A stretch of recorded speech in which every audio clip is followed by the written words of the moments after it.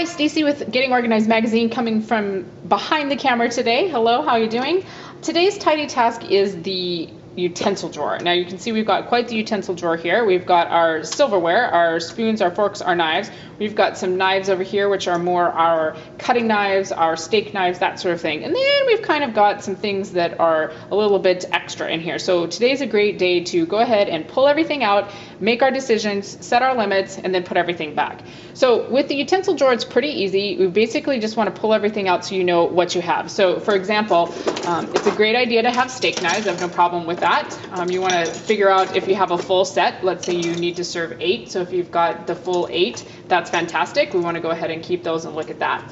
Now, it looks like we have another set of steak knives here. So again, you might want to look at that and say, okay, do I need 2 sets of steak knives, or do you use these for other purposes? So again, with today's tidy task, we're basically just pulling everything out so that we know what's in here. Because let me tell you, with the utensil drawer, often what we do is throw everything in, and it just becomes a big mess, and we really never take the time to go through it. So today's tidy task is to make you go through it. Now, with forks, spoons, knives, really the only thing you're looking is to make sure that there's nothing really wrong. I mean, silverware doesn't really have a problem. Sometimes you might have got it caught in the garbage disposal and there's a big chip and it's not comfortable to eat off of anymore. But the great thing about today's tidy task is it gives us a chance to clean out the silverware drawer, because oftentimes we don't do that. So take everything out, look at it, just wipe it down real quick, put it back.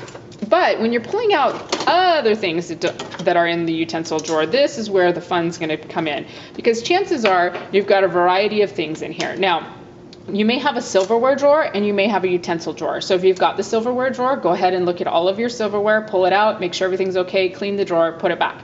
If you've got a separate utensil drawer, go ahead and do the same task. We happen to have them all together in one.